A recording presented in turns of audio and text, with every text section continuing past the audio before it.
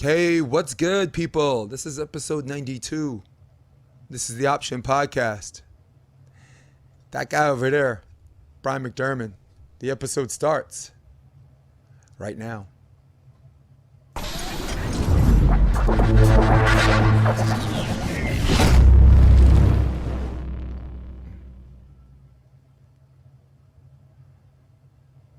Guess who's back? Back again. Guess who's back? Clean shaven. Yeah. Guess who's back? Guess who's back? Guess who's back? What's up, man? Bryan McDermand, episode 92. How you doing, man? I had a meeting. I had to nail it. I didn't know my audience. Mustache had to go. So it was a good run, but it was time. Especially now that I'm outside and I'm coaching without a mask. Dude. One day was the first time in 2 years I've been coaching outside. It's good to be back out there. So how you doing, man? Good to see you. Oh, man, it's good to be, outside breathing. I mean, look, California, like June 15th is when there's a full release freedom thing, but outdoor activities where we don't have to wear a mask. And I wouldn't even know that. I just got back from Louisiana. I just got back from New Orleans, Kenner, Louisiana for the Coconut Beach tournament. Which you did a great job with, by the way. It was that your equipment, or No. was that on site and you were just No, that was so that's normally there and yeah. Listen, court one, it was kind of like a half amateur setup. So if you have said that was my equipment, I would actually wear that proudly. And I'm like, wow, I found a way to actually do a live scoreboard. But the multiple camera set, they had the dip camera. It was a first class setup. I mean, that was. I'm like, dude, this is a Next. This, I'm like, right? They had like the revolving camera, they had the back shot, they had side to side, they had 3 headsets.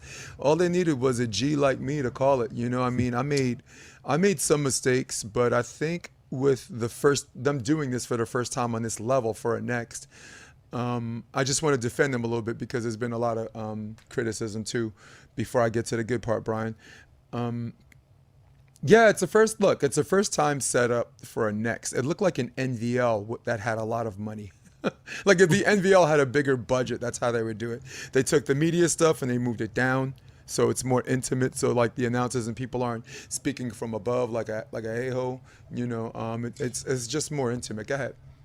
I was going to ask, because I actually did the broadcast in 2016 with the NVL. And it's funny you say that because that's exactly what it reminded me of. We didn't have the camera that can go in and out. Yeah. And I'll say there was a couple people I kind of agreed. I thought that sometimes I think people try to do too much with it. Sometimes I think the best thing you could do is just kind of leave it overview so we can kind of just see the spacing.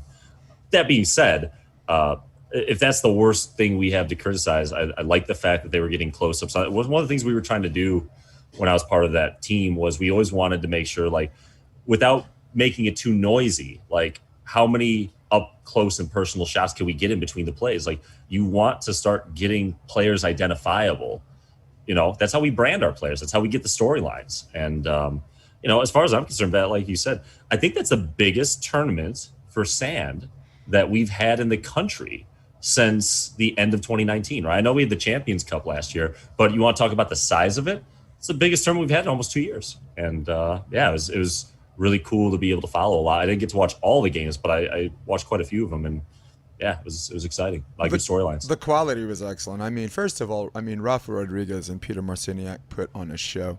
They put me in with another color guy. I could do play-by-play and color, but we were just trying to do our job. And we're trying to call it, and then Rafa like dives for a cut. You know what I'm saying? Fakes like a back set, and then Peter just sets front, and he goes back front, nobody up line. I'm like, dude, the gang is back together. Because if you remember, I don't really see him running those plays with Ed Ratledge. No, but they had success too. And that's the thing, like Ed was good enough, like, and at the same time, there's more than one way to win a tournament, right? Yeah. Well, they got a chip, right? San Francisco. Did they get just one? Him and Ed got I know one. They were close in a couple. They got one, and Rafa was always going to be there at the end. He's the most underappreciated person on the tour. When I think he is now, though? Yes, I think I'm like, who has the best hands in the AVP? Everybody's like, Sarah Sponcil, this, that. And I'm like, have you seen Rafa Rodriguez set? You never accuse him of deep dishing it like Sponcil. You never see him with his hands too high like Chris Austin. His fluidity, I mean, he's like an exotic Skylar Del Sol, man. You know, Phil's got great hands, but you see Phil having to fall down to make the perfect set. Not this dude. This dude's jumping to hit, changes his mind, and sets, and his fluidity is awesome. He's not taking it low and bringing it lower and back up, which some FIVBs, reps are call a carry, but we're definitely going to talk about hands because we need to put that to bed too, man. There's so many posts on social media and there's so many conversations like about hands, and I think it's time you and I got together and educated the American public as far as what the actual rules are, and two, regions, how could I say, franchises, companies, they get to do whatever they want. So I think people need to understand. Actually, I'd like to start first, and then I'll give it to you. If Pottstown Rumble, right, they have side-out rules, right? They use the old ball. They use the big court. What else am I missing that was old that got changed? Tape serves, right? Well, it's grass, so it's kind of the norm. No let serves, yeah. Yeah. Listen, are those the official rules today? No, but it's their brand, and they get to do whatever they want. You go to Connecticut, you go to those wind shear tournaments, or I remember Sherwood used to have those big doubles tournaments. They actually have a mandate about the ball's not allowed to rotate 1 1/4 second. And then they were like, no, 1 1/4 times a second. And they're like, no, just turn the whole time. And then I'm like, so if I set a 1, if I set a quick set and my guy hits it before it turns the whole time, is that legal? But they're explicit in the pregame, like the players meeting or whatever, players and coaches and whatever. They're explicit, at least in the beginning, where coming in, right? And then you got CBVA, right, who these guys spend 10 years learning how to catch and throw the ball so it doesn't spin, right? And for those guys, with respect, if they don't leave the zip code, and if that's where the best beach volleyball is, they assume that's how everybody's supposed to play, right? Then it's an FIVB match, and it's like, oh my God, it's spinning like a helicopter. Oh, it's spin. Oh, they just made it easy so big guys can play, not from this country. And I'm just like, my God, take a fucking plane trip, dude. Get on purchase a ticket. I'll pay for half just to get some of these people to shut up, dude. So my take, and I'm gonna give you the floor, is there are a set of rules that are not new, that were not changed to make the game more exciting. They were always there. But I like that certain leagues, and this includes CBVA. I got love for CBVA, man. That guy kept it afloat, even when COVID happened and the world went to hell, man. Chris Kyle Brown, that's his name. Is it his name, Chris Kyle? Yeah. He's awesome, man. He's awesome, and I actually meet the guy. I don't even know it's Chris, and that's how cool he is. He's just, he's one of us. So mad respect to all of the leagues that arbitrarily make their rules. Lastly, Chris. At least CBVA was smart enough to actually make serve receive overhead illegal. For the people listening at home, here's another education. It was never illegal. It was never illegal, not under the old school rules. It was only illegal to carry it or double it. Those rules were, it was not protected. And at least for him, if you just get rid of the rule altogether, you don't have to have these arguments about it being clean or whatever. And now it's taboo. And good for him. Some of these discussions on hands or whatever, and I know you've just share some stories with me or whatever, and your take on hands. 2 weekends ago, I went to Ohio with Kristen. I'm basically coaching her at this point. I'm 36, but a lot of mileage. I know looking at our Olympians, it's not too old, but I'm really enjoying coaching. I'd rather do that. But I picked up a guy and we just went and had a good time. It's my first Open in 4 years. It's crazy to think about. And obviously the hands have changed in regards to, at least locally, like you said, depends on your circle. And I think that's the frustrating part about it, is that I'm even okay with there being more than one way. There's so many different organizations. There's so many different levels. I believe with our sport that it might be good to have at certain levels different rules, because we want to find that sweet spot of not making it an ugly game. We want to have, I'm a purist. I like the skill. But at the same time, you don't want like that, you don't want games to end on whistles and stuff like that. You don't want it to be that big of a factor. The challenge I had, and we had to ref twice, and I tried really hard to I had a lot of conversations that day with different people before reffing. While I was playing, I got called once each match, which admittedly little surprised because my hands are quicker than the normal hands. I thought they were symmetrical. There was some spin. You saw court to court and ref to ref, there was a discrepancy. And I think the challenge and really the obligation of tournament directors, to your point on like what Chris did in California, we need to have at events consistency on what the expectation is, right?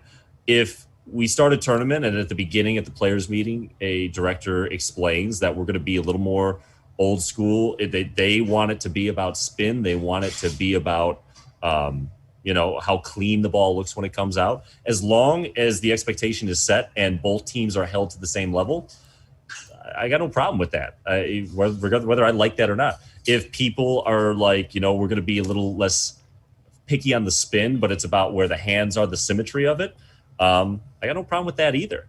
But when you're at an event and you're learning kind of on the fly, right? After that first call, I wanted to talk with that ref because I wanted to know what he was looking for, right? And you had different perspectives at the same event. That's where I think hands get really difficult. And as an educator to my players, right? And it's really tough at the juniors level. I think the lack of consistency as a whole is tough because our kids, we're trying to get them to watch the pro level. And yeah, you watch, at the FIVB, I saw the ugliest set I've ever seen not call in international game. And it was funny because I went on Beach Volleyball Coach's Facebook group and I referenced it. And 3 or 4 different people commented and said I had the exact same thought. And I questioned, because I'll admit I haven't looked. I was like, is there a rule that I can look at that explains it? And I'll admit, like I've been slammed with work, so it wasn't important enough to me to look. But not a single person in a group that's dedicated to our sport had it ready and available. And I think that kind of is a reflection of the issue that we have to tackle over the next couple of years. What can we put in place? What format? Can we create a system where at least every tournament there's a process that allows players that are going to have to ref or play under different refs to have a clear-cut expectation on what will be called and why? And without those conversations, I think that's where we're seeing a lot of confusion and gray area and people not really knowing how to play and how to ref. We'll see. Well, I saw what you posted, and for me, just my take, I think the referee generally would call that, and he just swallowed his whistle. There's going to be a play or two here where people are going to use as a straw man argument of, yep, setting's gone to hell. What did I tell you? See this play. And I think people need to be very careful with something we call, affectionately referred to as a straw man fallacy. You get 1 or 2 plays or whatever where the referee swallows his whistle and then use that to judge as a collective whole. And I think you and I were just using examples, but I think there are a lot of people that are kind of lazy with that. And my take on that was, I just think the ref missed it. I remember talking to Ryan Millar for indoor, where they were trailing Russia 11-12, and David Lee just took over. Boom, 1 ball, and then blocked the oppo. And then when they're up 13-12, the setter goes to position 4, and instead of just back setting, he literally does, if you ever saw the movie Side Out. Oh, yeah. Remember the end when the guy faked the spike and then just kind of does a layup? Yeah, and then finishes with one hand. I mean, it was a carry and a double. So for anyone that thinks you can't carry and double the ball at the same time, just only in the movies. Yeah, just scroll to the end of Side Out in the final play where he goes for like the fake hit and then just kind of the layup to his partner. But it was an absolute chuck, and the referee swallowed his whistle. And if someone was going to use that as a straw person argument, oh, that's how indoor is called. No, it's not in how indoor is called. The refs just swallowed his whistle. In fact, I think it was Kevin Barnett and Paul Sunderland on the mic. Kevin's got that great voice for indoor. It was a chuck. I'm pretty sure that was him because they kind of sound like when they get upset and they start ranting, and when they, people hate when they rant. I love when those two rant, and he's like, you great, we're gonna change the rules just because the game's not moving fast enough, how about let's get rid of these 13-second serve rituals. Those two are just awesome. But that's an example of, for people who don't watch a lot of beach, they want an example for indoor, and your USA guys. That wasn't, and everyone remembers, because after the chuck, the USA just said forget about it. David Lee, boom, the setter had to move, and I don't know if it was a 31 or if it was just the setter that moved the position, blocking zone 3 and then set the one. But David Lee put away another one clean, and then they blocked the apple, and then onto the gold medal where Clay Stanley played probably his best performance of his life.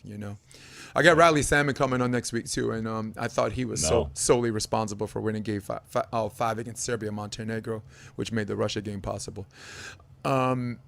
Wow, so that was pretty good conversation about hands. You have a pretty good way of we can discuss this further, Jay, if you want, but I think we nailed it. It really is about the leagues. It really is about them arbitrarily doing what they want to. But I think it's incumbent upon us as coaches to educate the people on what the actual rules are. Dave Carson? Yeah. AVP ref, had him on the podcast way early, and I like it because where a lot of referees like, I don't want to talk about it. This is the guy that stood tall, and he's like, I'm only speaking for myself, which is code for, I'm speaking for my guys in the back. Right. What were you doing in Ohio? Again, tell me again what were you doing in Ohio? There was Grandstands, which love. Grandstands to me right now is the mecca. Travis wrote a fantastic and accurate article. The land is so much cheaper in Ohio. Those indoor beach volleyball facilities are popping up left and right. And I got to tell you, I played there a lot from 2013 to 2014. I played in 2017 tournament there. Let me tell you, Ohio is getting deeper. I used to say that, the difference between like Florida and the Midwest is our top 3 or 4 teams are comparable, but you go down to Clearwater and your 5th through 16th seeds were a lot deeper. And we're starting to see that the depth is starting to improve because there's more opportunities to play beach year round, certainly in Ohio. So I was really impressed with the level of ball. They got some young players that are doing really well. They got some returners. It was a really cool experience. So, we don't have an indoor facility in the area with 4 courts. So for us, we don't have a lot of opportunity. If you want to play tournaments in the non-summer months, that's the mecca right now. And so Kristen is starting to eye a chase just to see what she could do and maybe, make an AVP run. And I really have enjoyed coaching her. So she played with Skylar Allen, who's she was a All-American 3rd team for South Carolina this year. Her sister's training in our program. They have been, when she's in town, they will drive 4 hours round trip to train for 2. They're just the greats. If anyone's watching this, that's a parent, player, youth sports coach, I take pride in that we teach our kids, we challenge our top kids play against adults. We give them a very high level system. Our kids are successful as freshmen. The ones that really are the great ones, they're the ones that choose to drive 4 hours to train too. And I don't like that they have to do that, but they just do it. And Skylar's name is appropriate. She is one of the highest jumpers I've ever worked with.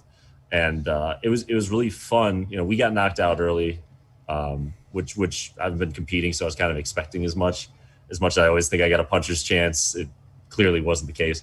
So I was in their box from their 3rd match on, and it was cool because the first couple matches, they were trying to build some chemistry. They hadn't gotten to train a lot. And, her poor Skylar's allergies were killing her all day. Oh, man. And it was affecting they were struggling a little bit with dealing with the adversity. But they lost in the winner's bracket quarters, so they had a long climb.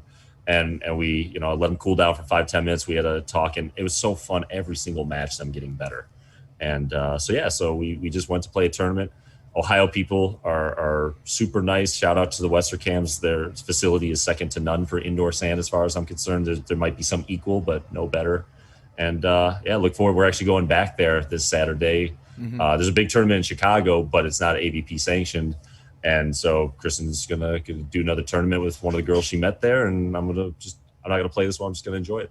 Yeah, well, I dropped your name at New Orleans a little bit, and the indoor facility and all of the work, Probably pretty polarizing. Yeah. Well, it was I dropped your name to the right people, like Kristen Nuss and Taryn Kloth, who they won the finals. Well, via I know who they are. Via I'd be forfeit shocked against, if my name meant anything to them. Well, I think as far as wanting to train somewhere in the winter or whatever and this and that, you found a way. I thought you did a really good job with the Department of Health in Illinois, the state of Illinois, and and it kind of made national news and this and that, and just showing people in other regions and other departments of health who might be under the impression they think volleyball, and it's like, oh my God, sixes. There's a room full of people, and I'm like, no, there's doubles, and everyone's, with the exception of tennis and volleyball, they're pretty socially distanced, right? And all the coaches are wearing masks, so you definitely have my respect on that. But I did mention it to them. I had them on the podcast, but I talked to them a couple of times. They were surrounded by media. I'm sure the entire trip. Locals too, on top of the storyline. Man, you know how bad they wanted that match, Toledo and Liliana. Yeah, well, their last loss, they'd won, I think, 8 or 10 straight tournaments. They played 7. Then college, right? And then in college, they were a perfect 35-0. Yeah. God only they were 6 for 7 for adult tournaments, right. And their one loss was in the final to them. So, in the third set, they led 12-9. So they're like, wait a second. I didn't know the backstory. Yeah. So they're probably thinking, hey, this is we can avenge what we lost in our own hometown after being a perfect 35-0. This is a dream scenario, and then it got forfeited. And you are one of the many coaches. Look, I felt like a player, dude. My DM blew up. Because everybody's like, I'm so glad to hear you on the mic. I'm so glad someone finally give you a shot and this and that. And maybe we'll get into that later in this podcast, or maybe after my birthday. Who knows? Who cares? I did apologize to Larissa and Liliana, because I repeatedly call Liliana a Toledo, and the fact that you could even recognize that you made that mistake and that you own up to it, like. And there's two things you can do. So much going on there. Well, when you make a mistake, there's two things you can do. You can go in hiding, right? The two smartest things: go in hiding until it blows over, right? Or just come clean and leave yourself at the mercy of cancel culture, which I think I speak for both of us. I can give a damn about, right? Bottom line, it seems like America gave me a pass, but I wouldn't be surprised if the whole country of Brazil is upset at me. But and I'm not gonna treat it like Chael Sonnen, like wait, I didn't know Brazil had internet. I'm not going to do that. I'm not going to do that either. But I profusely apologized, because we'll talk off the record on why I was calling her Toledo.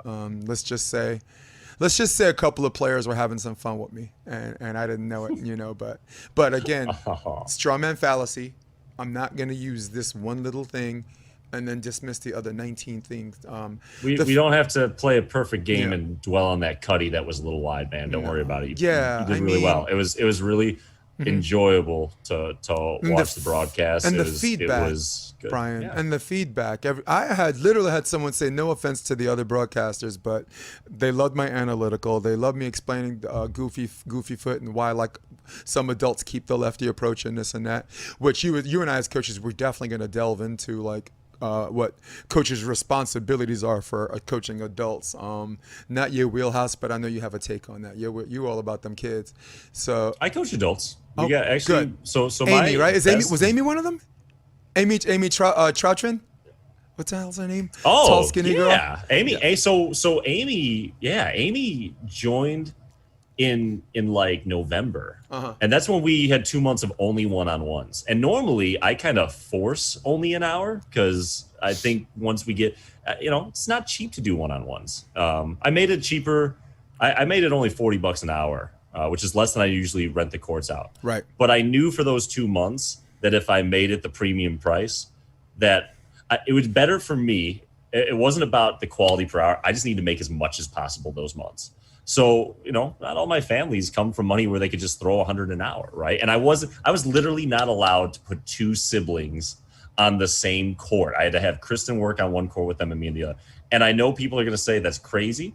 I had parents and players that, with good intent, they're like, we won't say anything. But bottom line is, I had an anonymous complaint on me already when the mask mandate first happened, and it was kind of bogus. But the health department, they're just looking at the data. So I was not going to risk, having that happen. So, Amy wanted 2 hours, and she worked those 2 hours. And when she first came, hard worker, great athlete, one of the nicest people I've met in the volleyball community. Keeps the mood light. And it was super cool. Like after 3 weeks, she went up to Wisconsin to play some pickup ball with a group that she said normally she was kind of the bottom of the barrel. And she came back, she's like, I was 6-0. And, it was fun to work with her on her spacing. Mm-hmm. It was fun to work with her on like getting the approach right so she can hit the cutty and the line shot. And she and a couple others ended up doing some group lessons once we were able to open it back up. Amy was one of the people that when things were really dark reminded me why I put up with all the crap. And I forgot that you met her. Would you meet her in Carmel? Yeah, well, yeah, she's part of the SOB crew, and even though I've only done the SOB once, let's just say I left a favorable impression where I'm bound to that group forever. Nice. And having a kid sometimes, like my kid's 4, and it's one of those things where I'm like, maybe I just send my wife, because the only person they liked him, more than me was probably Kelly. So I might go to Carmel by myself, and then Kelly might, Kelly, I'm like, look, I got Braxton if you want to go to Mexico. We can kid rotate, or Braxton's old enough or mature enough, bring her with us. But Amy, the thing I liked about her is that she, her energy, you want to be around, like her positive energy, you literally want to be around. When I say literally, like sit next to her, and if she gets up and moves, you get up and move and sit next to her again, like pigeons to freaking bread. So, because Carmel, all we did was sit with each other all the time, and everyone's like, Kelly's gonna drop kick you for this, and I'm like, for some reason, she's like my Kelly substitute, when she's super positive. Yeah. You want to be around people that leave you better than you find. That I think the mark. When it comes down to it, I don't care if we have common interests. Mm-hmm. Are you the type of person that tries to leave people better than you find them? And I think Amy has that gift. But to go back to I don't want to go. I love talking about her. To go to your original statement, just to kind of clarify. So we've been training the last couple months with our advanced juniors. I got about 6 that have been at that level. We've had 9 adults that are in that group. I have always, from the moment when I started my crew coaching, I had 2 juniors. It was really random. I was doing college guidance more than beach training.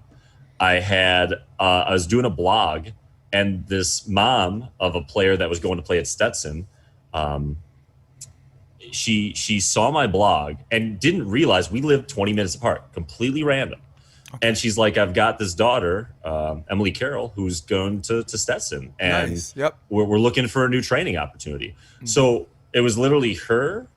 And she had this girl she was working with she was a senior, and this other girl was driving out of state as a freshman. She ended up long-term playing with this other girl, Aria Palter, who ended up playing at TCU. Those 2 were playing against 3 adults I was working with. That's how the camp started. I have always put my top juniors with the top adults I train, because we have to make sure we're not here to have our kids be the best at beating 16 and 18-year-olds. My goal for my college bound kids, is when they're the 19-year-old playing against the 19 to 22-year-olds, I want it to slow down. I don't want it to speed up. So, another good example, Brooke Burling came over at her senior year. She was a 16U national champion. This girl was already committed to Arizona on a scholarship. But her mom recognized that she was playing in an environment that was marketing her for her success, but wasn't really challenging her to continue to raise that bar. And the 2 things that I think, on top of being able to put her against better competition, she went 0-3 her first practice. I'll never forget that. And the thing that makes her great is, instead of being down about that girl, every single water break, every single timeout, is coming to me for data. She just wants to get better. I love Brooke. I miss having her in Chicago. Her family moved. Brooke is the gold standard of what you want an athlete to be from a training and development and personality. Just she's she's fiery, but in a positive way. Love her energy. But her shots, even as a national champion player, I could tell right away where her shots were going. I paired her with a girl that played at USC, Emily Young. I did 2-on-1. So I was the server, and all I had to do was touch the ball before it hit the ground, no block. And I beat them 15-2 because I could tell when she was going to cut a line. She had too many tells. So her senior year, we had to work on making sure that she made her approach look the same every single time, a little Todd Rogers, And second, we needed to work on her defense. She was so fast, and kids at 16U, even at the top level at that time, I think kids are getting a little more refined now that the sport's becoming a little older at the juniors level. She would cheat all the time. So I could just keep my peripheral on her and snap my wrist where she wasn't, and I was going to beat her every time. So we had to teach her how to read the tightness of the set and set her base up accordingly. And my philosophy is defense is not about guessing where they're going to hit it. Defense is about seeing the tightness of the set at our level and setting up your base so that you have time. You're closer to the area where the ball is going to be in the air less, and you can chase where the ball is going to be in the air longer. You have to change depending on the tendency of your opponent, but at that level, we had to work on that.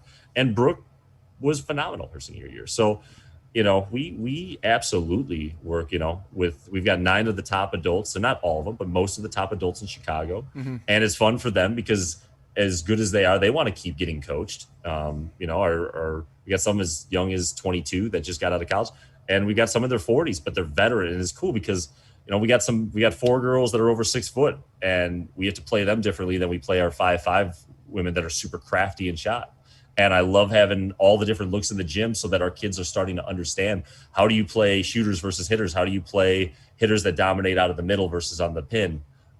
It's really, we coach anyone 11 and up, all levels. So yeah. Who's the girl going to Stetson again? Emily Carroll. She played, she was there the first year they went to nationals. She's already at Stetson? Oh yeah, she's graduated now. She's back in the area. Oh, okay. It's cool. She played 2 years. I think she was all conference both years. I watched her. I don't know, this is early. I think it was like the second year there's a national championship. And not to be pompous, I thought she was the one player at that time. There were great athletes at that time. She won her match against UCLA.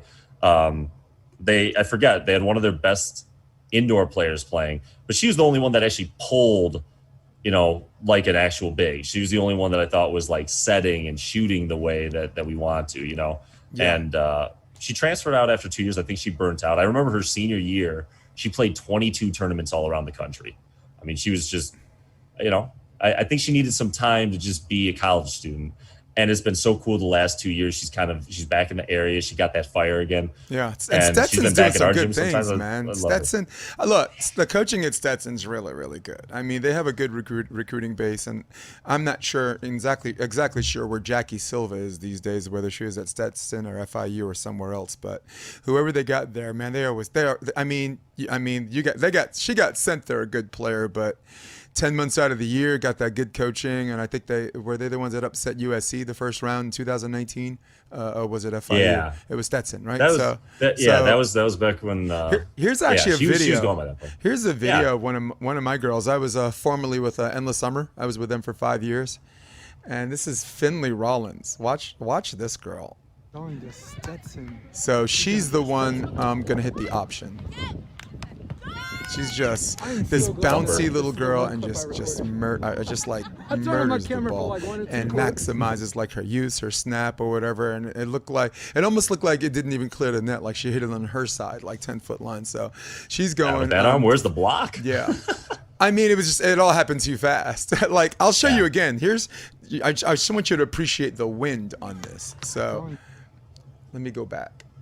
So watch the wind. Watch where. Do you see where it took serve receive? It was like, her. Yeah, but look at that. Yeah. Like they're both pulling before the ball's even up. true. Not to be, I know No, the they game's had bang, two bang. choices, right? Like neither are very appealing. They can run up there and try to get the block and contain her, or just decide it's too late and go to the 10-foot line and try to eat it. You know, I mean that's my false dichotomy. But those are the two choices I was thinking.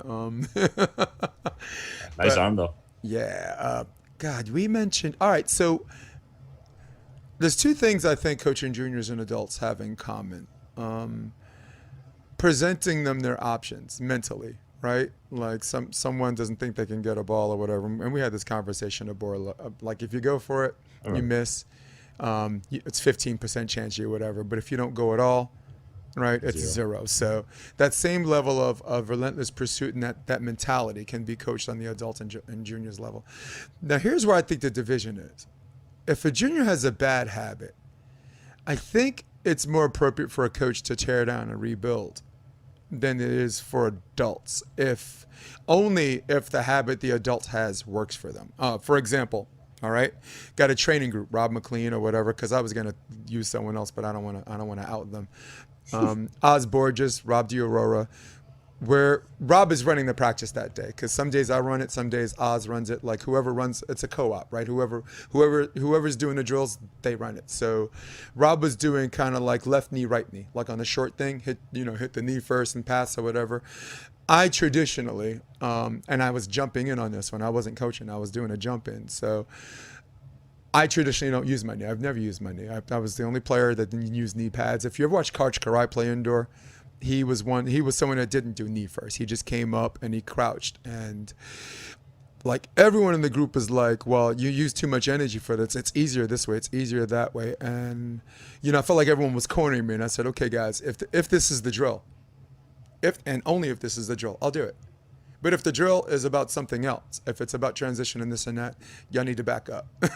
Yeah, you need to back off, And there was a little bit upset, like, I was like, am I in charge of this thing or not? And I'm like, look, just tell me the knee thing is the drill or one of the main points of the drill, and I'll do it, and I'll try it, and I'll come back tomorrow and I'll try it too, and the next day I'll try it. And if it works, it works, and if it doesn't, I got to go back to what I'm doing. The point I'm trying to make is they don't understand that it doesn't take more energy for me to do it because I'm practiced at it. It's my muscle memory.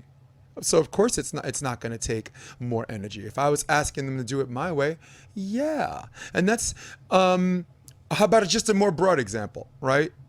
Maybe Phil gets a new coach. Is a new coach going to come in and say, Phil, you need to change your steps?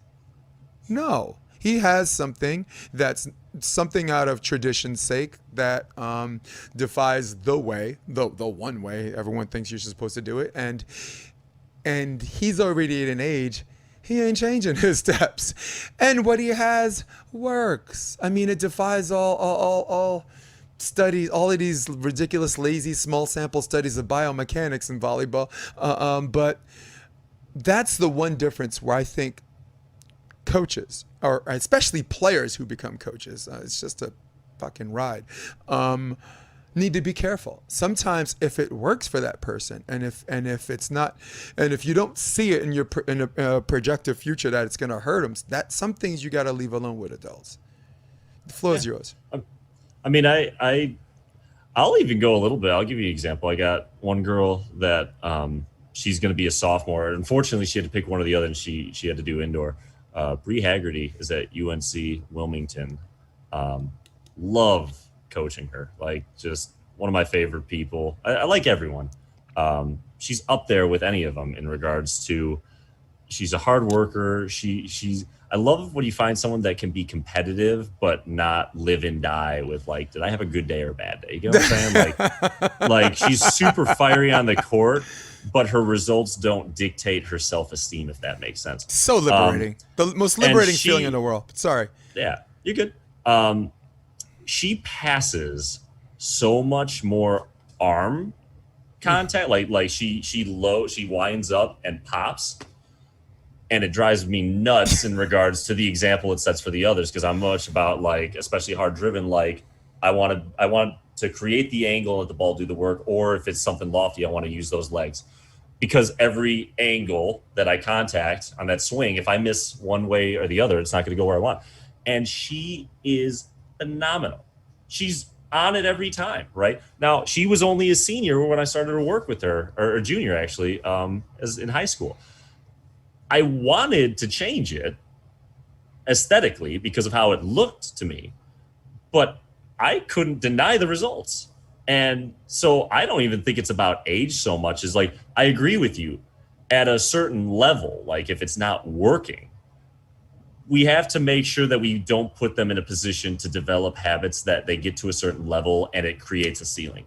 But it wasn't, I was cranking serves at this girl. Like when we were doing one-on-ones, I was serving, you know, I say every player has 4 corners that you can exploit, and the 2 deep corners you can hit at different arcs, right? So it's 6 different types of serves I can really challenge someone.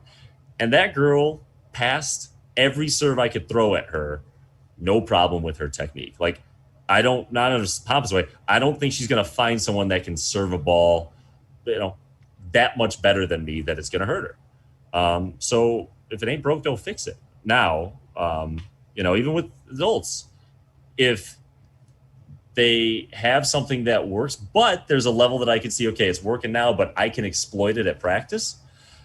I think, again, I coach for my people, right? They give me the goals, and then I adjust my expectations accordingly. So if I've got an adult that plays A and they want to work their way to open, and they've got a habit that works, but I can see long-term it's going to put that ceiling on them. I always make sure that we're connected on are we going to break this down and build it? Right. But I'll do it for any age. If I've got someone that is really struggling with it and their goals, you know, they want to get better, but they don't have aspirations it's not going to make or break their volleyball experience if that is something that doesn't change, and they don't want to put the time in because it's tedious. That's fine too, you know. I think there's not. I never want to be soft on anyone in regards to like they screw up and I can see there's a change. I'm just going to blow it off. But at some point with some people, you have to recognize that to fix it and what it takes to fix it and what their commitment is to the sport, because we're not making our career out of it. It is a hobby. Even the people, I know we're all chasing the draws, you know, when we're young, but all but 10 of us are going to have to work a second job, you know? So it's important to kind of know, like, is building or breaking and building this going to do more good for them as a person? You know, not just about their volleyball goals. Like, is this worth the grind? And the more you're in tune with your athlete and you give them ownership of why you're coaching them and what they want their practices to achieve, that's when you have a good time with it. That's when these people walk off the court every day, and it's not about good or bad. It's about getting better at what they want to do. So. Yeah, and we got to also remind coaches who's really in charge. I mean, look, for juniors, here's how I do it. For juniors, the parents are in charge. Okay, we're charging them all this money, twice the amount we charge adults, because we know they can afford it. That's the South Bay thing, whatever. College, the coaches are in charge. Can we talk about, before we get too far, can we talk about that high school comment about the parents? Please. Does it have to just be the parents? Can it be the players too? I'll give you an example before you answer that. I was still coaching indoor club, and I had this 16-year-old, and this kid had Division I athleticism, not a question. And parents are very easily, with good intent, they see their kids' potential, they see their natural talents. And of course, they want to invest in that, because if the kid buys in and they put the money and time in, that can create the highest potential. You know, if they love it and they're really good at it, that's the best they could probably do, right? But this mom was like pushing the kid into the gym every day. Like, the girl, she was a sweet kid, but volleyball was not her passion. Like, I was coaching effort more than volleyball, and it was clear. Like, every time I talked to the mom, she was really selling her kid's passion to me. You knew deep down that mom recognized that her kid had the ability but didn't want it. She knew it. But these parents feel like, I've got to help my kid get there, right? And what I see all the time is you beat these kids to greatness. They've got the potential. In club, they got to play 51 weeks a year. You go to your high school season, you finish a week later, you've got your club tryouts. And now with the pandemic, like in our region, tryouts are before high school now. It's bananas. These kids play 51 weeks a year, even though sports science says that we're overtraining them physically. I got to get information. I got a 14-year-old that plays indoor. I've only worked with her for a month, and she just dislocated her knee. And, it could have been a freak accident, but she's going in. She's not even in high school. We're overtraining our kids. I got a 15-year-old that had the same shoulder surgery I did at 14. So case in point, one day I finally look at this mom and I'm like, can I be honest with you? And she said, yeah. I said, if your daughter wanted it half as hard and half as bad as you say she did, you wouldn't be coming to me trying to convince me. And you're the one and she's the one that have to live with your decisions. I'm not telling you she shouldn't be doing this. What I'm going to tell you is if you spend all this time and money as a high school student and then you force her into this and then she gets to college and she's not loving it, whether you want her to or not, she's going to quit. And it is a lot more difficult and expensive as a 19-year-old to re-roll the deck and say, what do I want to do with my life? I know this because I went to college. I was good at math and I wanted to make money. I talked to my counselor about it. My whole life from the age of 4 on, I was in the 99.9 percentile in math. The numbers just were quick in my head. And I get to college and all of a sudden math is not as simple as computing numbers. It's like I have to study math. I haven't had to do this my entire childhood. And that was the time that I realized the difference between being gifted at something and having a passion for it. And it was the $13,000 lesson at Illinois State that this was not my passion.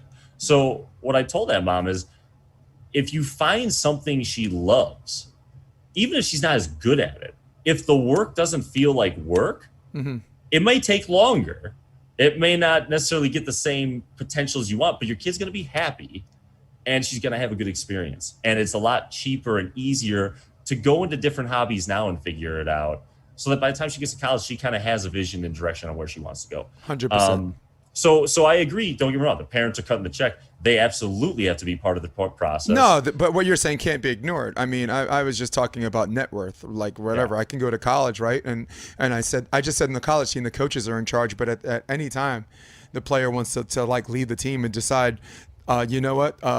Like I told you numerous times, my girl at Harvard. Right, she decided she didn't want this to be her 10 and a half or 11-month experience. So she's in Massachusetts. Maybe she wants to study. Maybe maybe you need a 3.5 to stay in the economics program or something like that, right? Unless you're Jeremy Lin, right? You can be a 3.3, which is like an Asian F, right? So, but I'm talking common denominator, right? Juniors, parents, college coaches, professionals. Players. They hire coaches because they have a certain way they want to do it, and really, for the most part, I think the older you are, the more of a chance you're not going to have a coach that has more experience than you. Right? Lockheed, great coach, and he coaches a lot of people, and he'll never have more experience than Phil, or Nick. Rich Lamborn. I think Rich Lamborn is a bright dude. I mean, which definitely for stereotypical purposes contradicts his physical appearance, right? You see muscle hair, you're like, that guy don't know shit, but he's sharp as a tack. But technically, he's sharp as a tack, dude. Is he going to have more experience than Jay Gibb and Taylor Crabb on the beach? No. I mean, sometimes, honestly, being an Olympian is not enough. He's an Olympian, an Olympic gold medalist, and he's bright. He had to have something else to add to that. Tyler Hildebrand. Yeah. Yep. Oh man, that's what a great name. What a great name. Also, what a great dude. Guy, I can't believe the guy. All of the people that come at him and say hi. How the hell does he remember my name? Tyler, we only met twice. You see that guy dish back when he was on Team Paul Mitchell, and you'll never forget him, man. Yeah. I mean, that guy was just butter hands. Long Beach too, right? Yeah, but I don't know. For some reason, every time I think of Team Paul Mitchell, I know they have a good adult team. I always think of Team Cup Volleyball. That was before your time. Guys, go on YouTube. look up Team Cup Volleyball. Basically, all of the beach players get together, and they move the 10-foot line to the 15-foot line, and someone from the back row is allowed to come up and block. So basically, every single player, you're going to have probably like 3 blocks. And and back, this is 1991 to 1993 when the money, when the faucet was open. And unlike, that was side out back then, but this was rally to 30, and it was a freeze at 28. So before there was a freeze. I've never heard of this. But before there was a freeze, Man, you're gonna make me pull it up. This is why we do a video version link it later, of this podcast. I'd love to. I want to watch it start to finish. So nah, I'm leaking this shit now. But I think it's so weird because I got another hour, so I'm just letting you know that. So. I know, dude. Look, at any point you'd be like, Jay, I gotta go. I'm gonna stop you in the middle of your have to go at sentence. 1:30. I don't want to. I have to. Because I know we usually go about 3. Yeah. Well, the only reason why I even brought it up is I had Sorensen on a podcast, and he remembers it. Like he won in '92 NCAA's with I think Dane Blanton, and man, it's just a great Team Cup volleyball. This is Toyota versus Paul Mitchell. I'm gonna show you a video of what it looks like. If I don't get hammered with a commercial. Yes, we have coaches this year. John Stevenson for Paul Mitchell. So I want to give you the court. This is Frohoff, Powers. Basically, Team Toyota was like all of the USC guys, right? All right, let me see if I can skip ahead just so we can see the court. Oh, those rules. That's perfect. There it is. 2 games to 30. Freeze it. Oh, it's 27 to freeze. Oh, okay. I was wrong. I stand corrected. That's okay. That's super. That's interesting in the aspect of like finding that sweet spot of the excitement of side out while trying to stay within TV time. Definitely. So they're doing introductions. So basically, Team Toyota, I think it was as many USC guys as you can. Dusty Dvorak, Steve Timmons. I don't know who Tim Hovland played for, but he was a big. So look where the 10-foot line is. Right? And I'm going to do a 10-second skip. Now I want you to see the blockers. 2 defenders in the back, right? Saw that? And 4 blockers all 4. front row. There's Kent Steffes. I have never seen Kent Steffes play indoor. Yeah, he was a pretty good player indoor. Adam Johnson was too. Adam Johnson had a wicked line. I cannot imagine his arm in indoor. Holy crap. Honestly, I think people like him and Pat Powers were the reason. People blocking schemes just stopped giving up line. I'm like, the dude, there's not enough twitch reaction. Some players you got to know the player, and that one you have a better shot. Powers watching him fold the ball at 6'9" was the first time I ever saw a video of him swinging. He hit the roof in the Coliseum on a warm up. Warming up, just like a back set or whatever, like a tempo set. Dude hit through. Think about as hard as the ball can possibly be hit. Which by the way, in New Orleans, we had a bounce competition. That was pretty cool. I don't know if you saw that. Who won that? Evan Cory beat Bruno Amorim. Yeah, Jeff Samuels. Bruno should have been up there in my mind, but I was thinking Evan or Troy. I'm a Jeff Samuels laundry a little bit. He was a little crass about not going on to the next round, and I was one of the judges. I'm like, dude, I gave you nothing less than an 8 because Jeff, just on his cruise control, the way he swings, it automatically just the ball just fires up. So sand in the glass, baby. That's what I say. No doubt. There were certain. Listen, I know you have to go, and I don't know what time it is over there because. Oh, we got an hour. Oh shit! We got time. I didn't know how long we were. I didn't know how long we were going to watch this video, so I was just making sure we weren't going off the rails too much. I know you got other stuff you got to talk about. And I hate to keep harping back to New Orleans, but I felt like I didn't talk about still got its the sound completion. in the background, just so you know. Oh, yeah, moron. All good.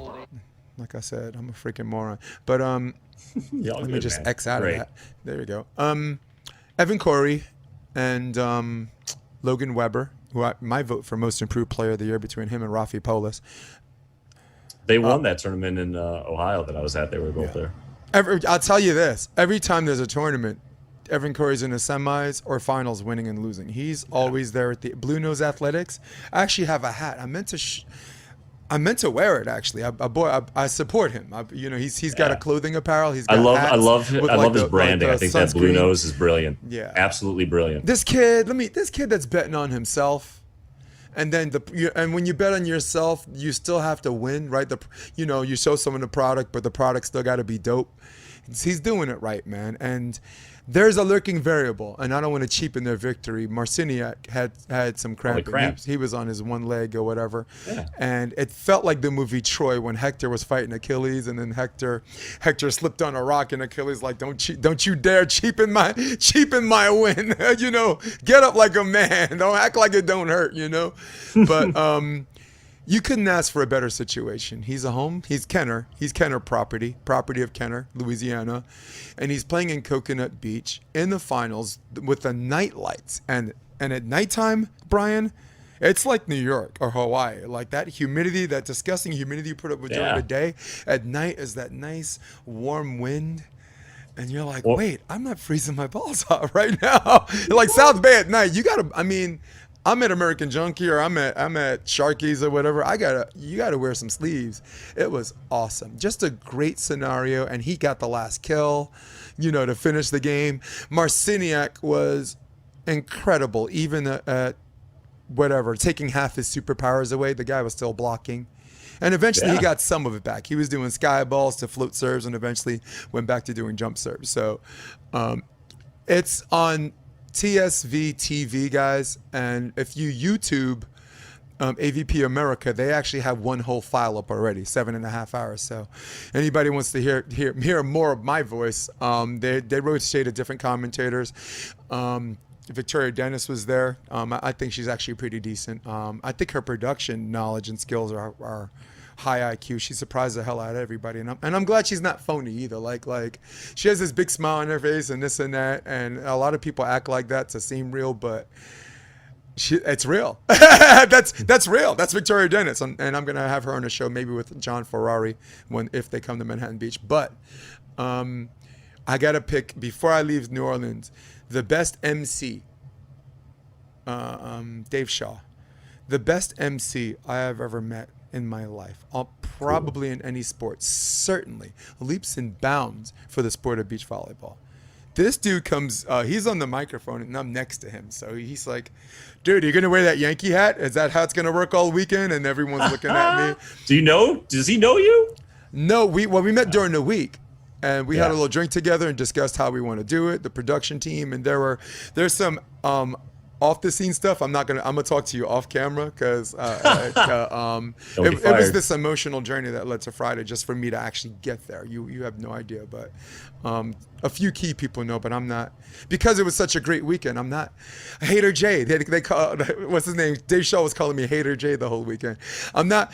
Listen, I drink Haterade and vanilla. I'm not doing that this episode, Bryan. But so I met him. We were bouncing back and forth, and he's like, are you going to wear that Yankee hat? And I'm like, you mean the most celebrated franchise in all of sports? And he's like, oh, yeah, I'll show you. He reaches into his bag, and he pulls out a blazer.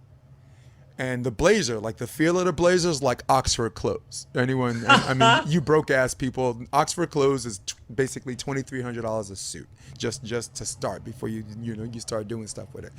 And it's Boston, B, pictures of Red Sox, Boston. Someone took this expensive ass jacket, littered it with red socks in Boston, and he puts it on, and I can't say shit. I couldn't just say, we can not win the World Series the next 20 years and still be the most celebrated franchise. I saw him, and all I could do was be awestruck. I went, the guy who likes to talk. I had nothing to say, dude. All right, let's talk about this, though, because that's a really interesting conversation to have within our sport, right? Yes. You two coming together, and immediately you two have this connection and kind of a fun rivalry, right? Because you have a connection with a team from your area, and then he's got this connection with the team, right? Mm-hmm. And I know we've talked about this before. That's what our sport, and we're getting a little closer to it. That's what we're lacking. Here's what I hope, because I'm not sure how I feel about this direction I see our sport going right now, but I won't go too far into that. But I like the fact that we're starting to see some of the main people in Florida. I think it's good.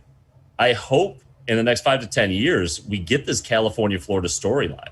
I think it'd be cool to continue to see people like Evan Cory and in Nuss, yeah. Louisiana, and Weber from Ohio, even though he moved to California, right? But to have players that when they're on the court in the venue, that the crowd lives and dies with every play. And the problem when the AVP goes to towns, and I love when they come to Chicago, it's a great venue. We have huge crowds.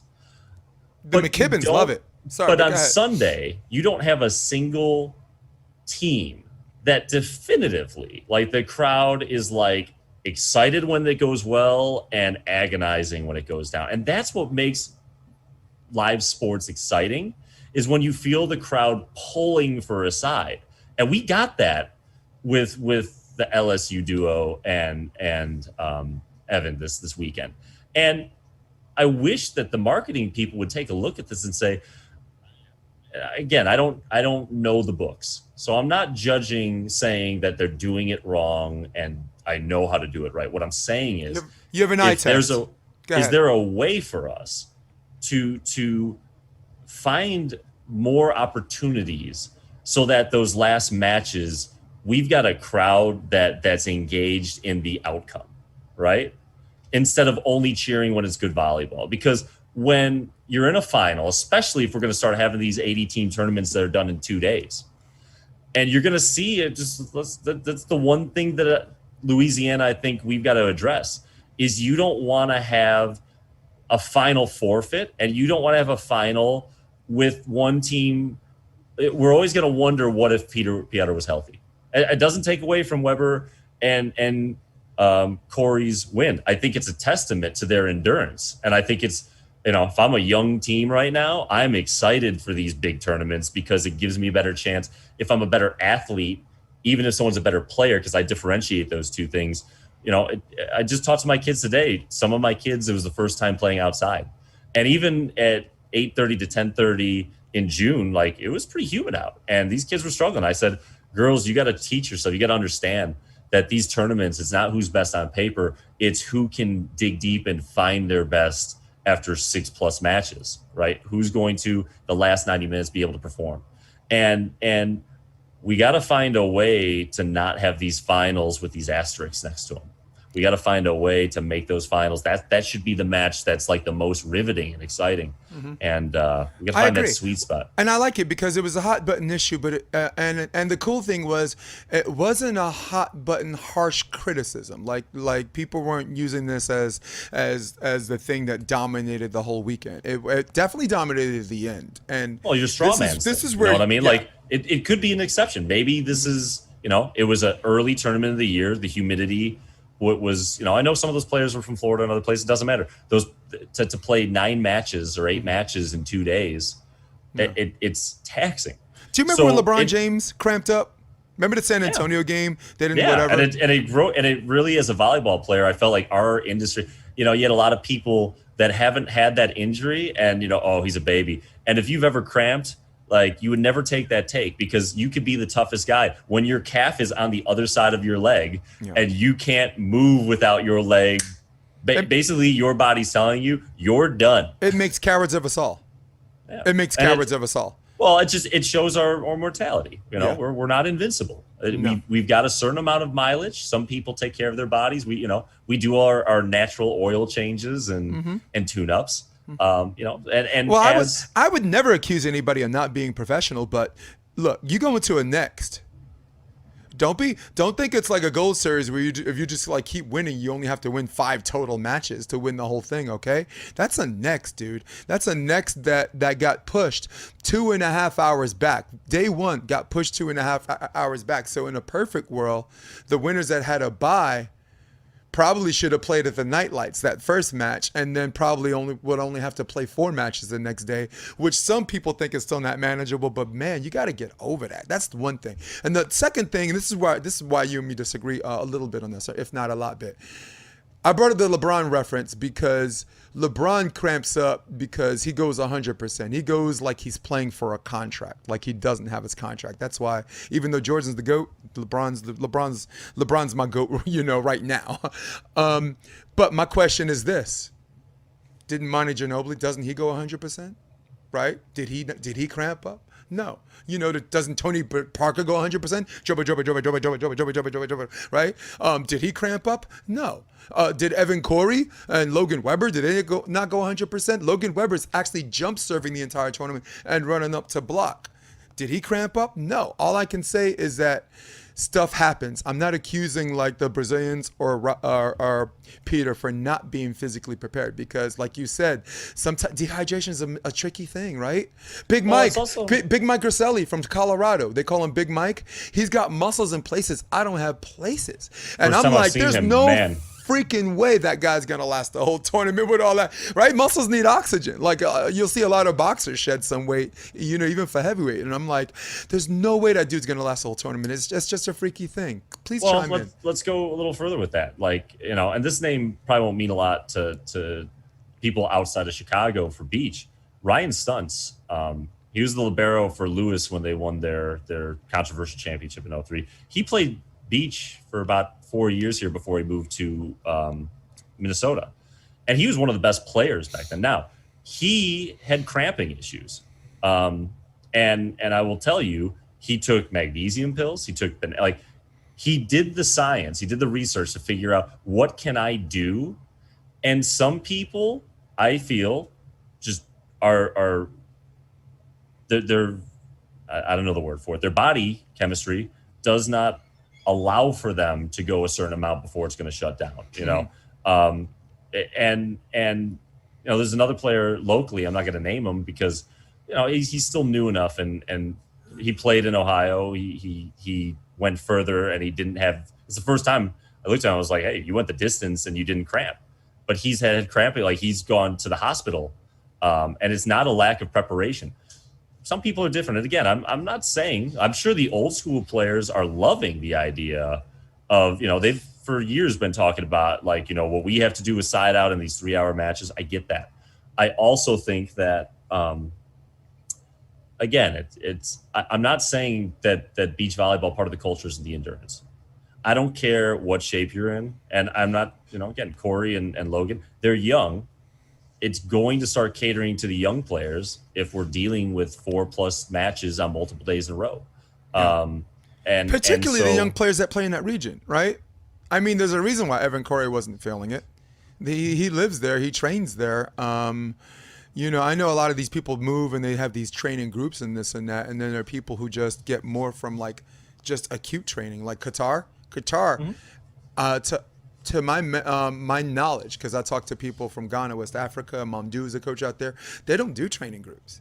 They're just the two of them, and maybe they'll fly in and like play, you know, scrimmage the Spaniards or whatever, 2 sets or whatever. And look at them, like 4 4-star tournaments, 4 finals. I don't know who. I mean, I don't know who. I mean, I'm out there as far as who won the finals this weekend. I know the Americans did well again, which we'll talk about before we leave. I promise. Are you talking about the men's or women's side?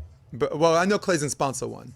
I think they won the gold. I thought it was the Netherlands versus the Czech team. The Netherlands won. Yeah. I just found out. I think they beat the Czech team in the final. Right. But my point is, Qatar, the last 5 4-star tournaments were in the finals 4 of those times, and won because the Cats, the way the mice play, the Norwegians, right? So Sharif is something special. Training groups. I mean, what the Norwegians don't even have a tan, but that's like a whole other story, right? They come to the tournament, they don't have a tan. You think they're not out there training in South Bay, but I think like what you were talking about, that was one of the lurking variables I just wanted to point out before I let you continue, right?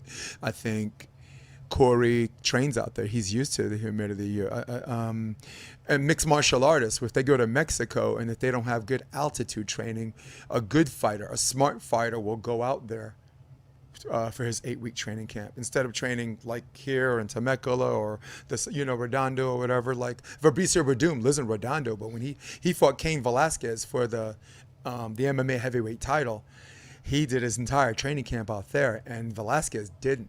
He's AKA, and I think that's New Mexico, like Albuquerque or whatever, or Phoenix, doesn't matter. But he gassed. He gassed. By the time the 3rd round came, his coach is like, you got to take him down. You take a jiu-jitsu guy down. As soon as you take him down, you got to keep your head up. He didn't. Guillotine choke, tap out. That was it. MMA example I'm using for volleyball, because Evan Cory looked like he was getting stronger in this tournament. And in the finals, that I guess that cruise control as a former player, a beach player, because I always refer to you. I'm a grass player, and I mean we could talk about grass hands later, but this dude got stronger in the tournament where everybody else seemed like they were fatiguing. He was jumping higher at the end. I'm just telling you, in my early 20s, I think about things. I remember in 2009 for indoor, ironically, and I was about this pasty. Ultimate Exposure was a tanning salon, and my buddy hooked us up with the sponsorship. We had the hotel for the whole week at Nationals. We won regional, so we actually profited at Nationals. Well, you're a professional. I played co-ed. I played at the open level. I laugh at the pro. When it pays my bills, I'll be a pro. That's a literal definition of professional. No, the literal definition is getting paid. Okay, just because your job sucks doesn't mean you're not a professional. Just because they pay you worse than McDonald's doesn't mean you're a professional at what you do. So if I play poker online and I net $5, am I a pro? Yep. It just means we can agree to disagree. It just means your job sucks. Sorry, go ahead. Fair enough.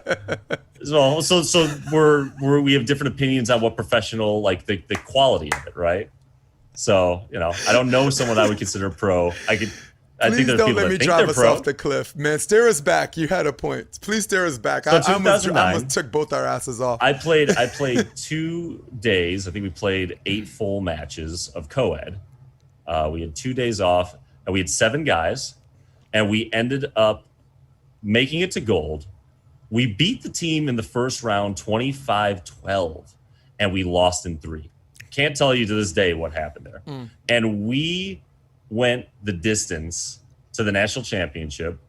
We went 3 sets in our 3 of our last 4 matches. We played 32 sets in 4 days alone, and we had no bench. And I cracked jump serves the whole time. And I look back at that, and what I'm telling you, Jason, is they would have taken me out in a body bag by day 3. Like, even when I was in shape as I got older, like, you just don't. As I get older, it's not that the country song. I'm as good as I can be as good once as I once was.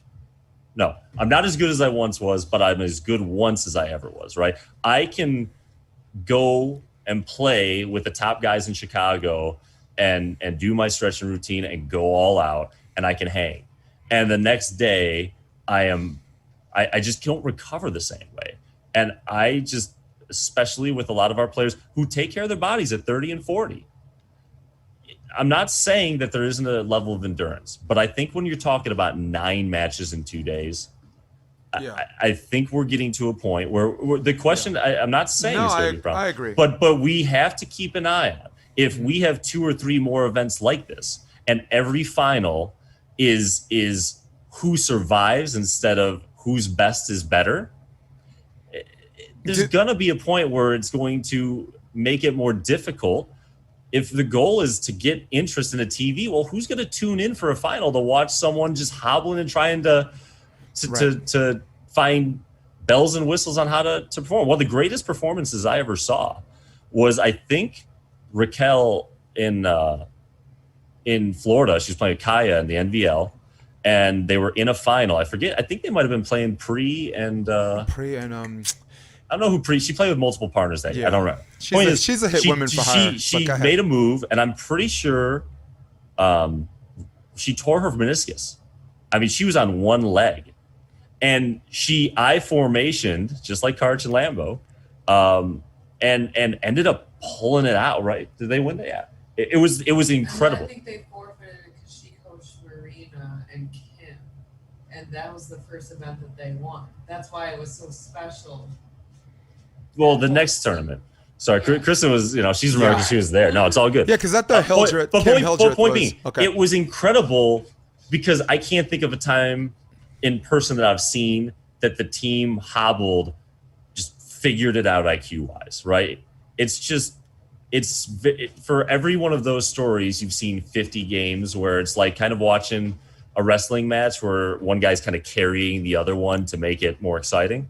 It doesn't make for good spectator. And our goal, as far as I'm concerned with our sport, is to make it more spectator friendly, to get more interest, which in turn will generate sponsorship and advertisement interest, which will get the TV deals we keep saying we need. Right. So, like, I agree. Like, even Jake and Taylor had the extra day when they had to play 9 straight matches in Austin, right? They lost the first round in a 3-day draw, and they had the extra day, and I remember that. they did it. But I think Oh. you're right in the sense where I don't see Jake doing that the next 2 tournaments. I'm sure he had a good talking with Taylor could he Pratt have done about, that like, we don't ever without want to do Taylor? that Could he again. have done that with another guy his age? I don't know. No, who the I hell don't know. wants? I mean, yeah. Well, look, if you're old, the first thing you do is pick up someone young. All right. I mean, Todd, right? Todd had Phil at the right age. Jake has Taylor at the right age. Trevor and Tribe, they're gonna ride and die together, which is what I wanted. We only have a couple of minutes. 38. I'll give you a hard stop at 1:30. 38 minutes? No, we'll stop earlier than that. It's up to you, man. I'll talk about anything you want. When you're tired of me, you can end it. Cool, man. Yeah, that'll be the day. My take on the Olympic entries. All right, we already knew Alex and April were in. Well, I'll start with the women. They were 1 and 1A between them and the Canadians, depending on how Rebecca from Brazil wakes up and what she ate for breakfast. I had a big problem with Claes and Sponcil in the beginning because my eye test, my first take, and I'll get some blowback for this, but I can't be dishonest with my followers and my haters, okay? The guy called me Hater J for a reason, that MC. Mm-hmm. I didn't think that they thought in their heart of hearts, if they got into the Olympics, that they can win gold. That's how I felt about Claes and Sponcil at the time. I liked them. They were spunky. They're good for the sport. You know what I'm saying? They're social media friendly. But I'm like, and everyone's like, oh, and you got a group of people. There's Kerry haters, like, I wish she would just go away. And there's Kerry people that are like, I like Kerry, but I don't like the chemistry with her and Brooke Sweat. I was one of them. I thought if she had Betsy Flint, that would have been a wrap. You know why? Because Betsy on the other court has this thing, like, if you serve her, she's going to F you up. Physically and mentally. You can't say that about Brooke Sweat. You can't even say that about what's her name? Sarah Hughes. You can't say that about a lot of defenders, Betsy will F you up. And there's a reason why they serve her partner. It's not because she has crappy hands. All right, now with that being said, when the facts change, so does my opinion. Listen, they went out there and they won gold in Czech and in Russia. They won gold at the Czech Republic, and there's this killer mentality where their confidence either has changed or it's always been there, and it was hidden in plain sight from me, and I was just too cocky to see. So I just wanted to get that out there for the women, because I haven't been one of their biggest critics. We've been coaching for a long time, and we have an eye test. Like, this first take, like, I don't think this person thinks that they can win the whole thing.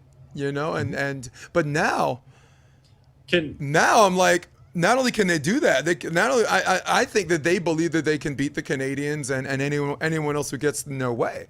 Go ahead. Sorry. No, you're good. I didn't want to interrupt that either. No, that was just the women's. And I want to preface this before people watch, if they've got questions.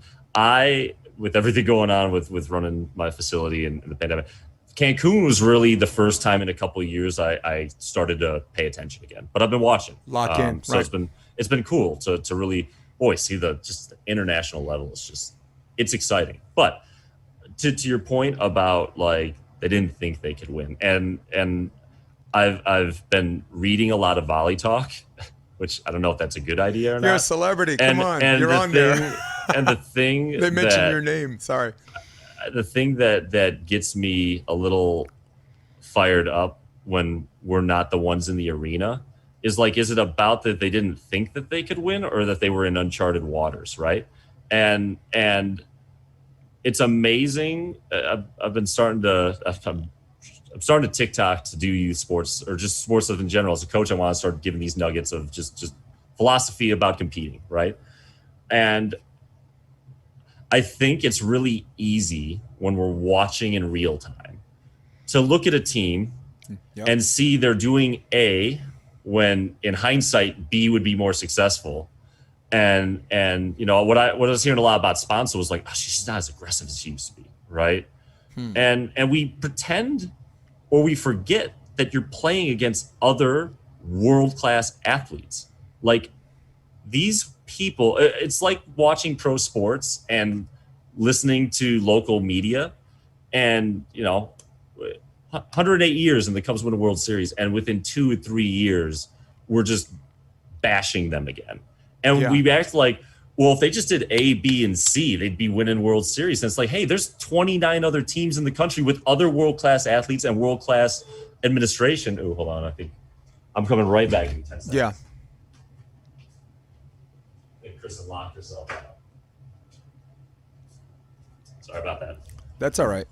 We act like that you need some luck.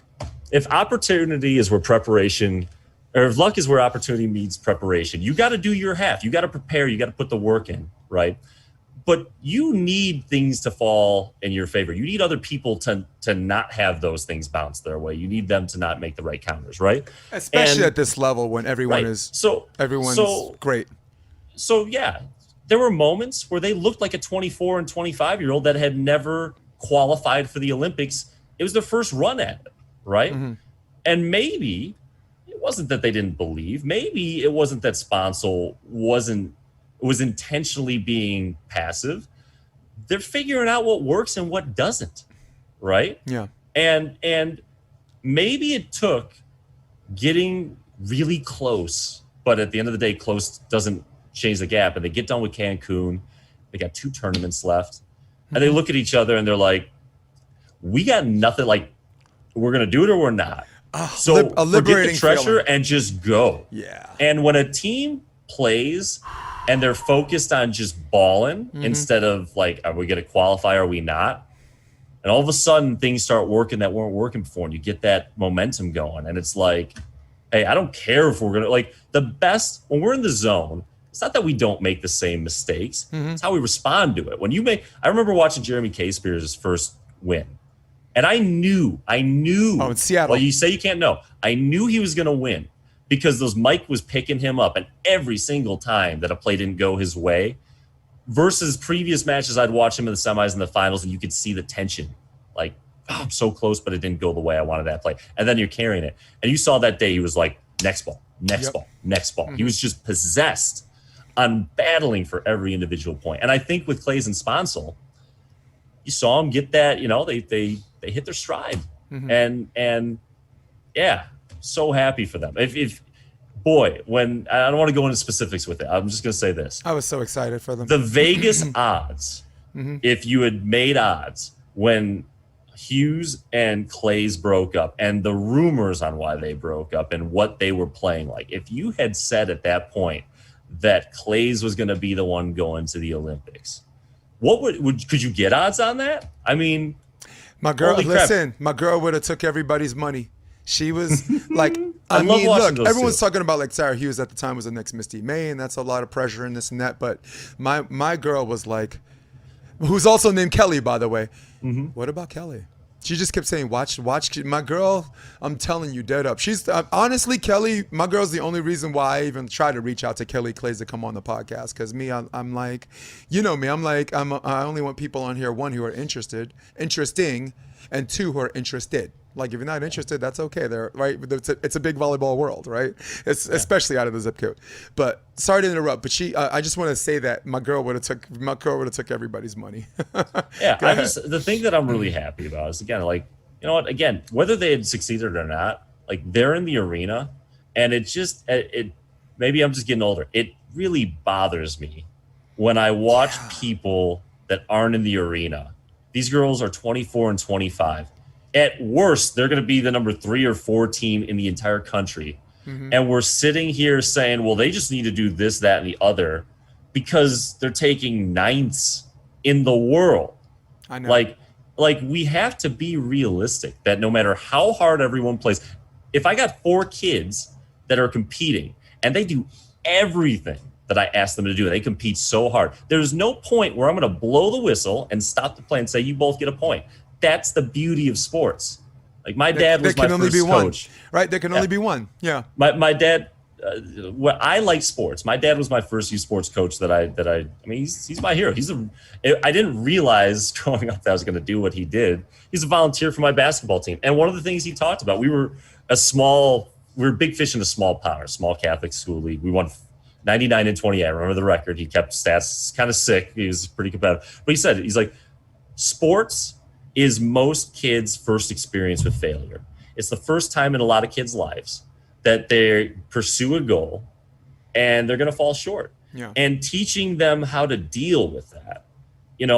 These kids, a lot of them, 94% of my kids are not going to play in college, statistics say it.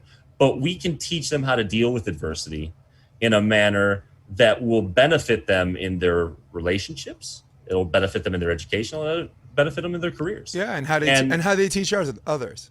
And it bothers me. Like, we sit here coaching kids and we're like, why are they so scared to make mistakes? When A, they're coming from programs that the moment they make a mistake, a coach that doesn't know how to fix it just benches them and screams at them. And B, they're watching these 24/7 networks, or if they're paying attention to forums, they're watching, like, again, Claes and Sponcil. How many players in the world would not trade places with them if they were trying to get as good as they can? Yeah, like and 20, how many people 30? would not want them on their team, right? And we sit here just because they're not playing their best ball or they're not succeeding in a wins-losses column. Right. And we're pretending like there's a fix. And sometimes we gotta go through those losses to have the opportunity to say, what are these teams doing that we're not?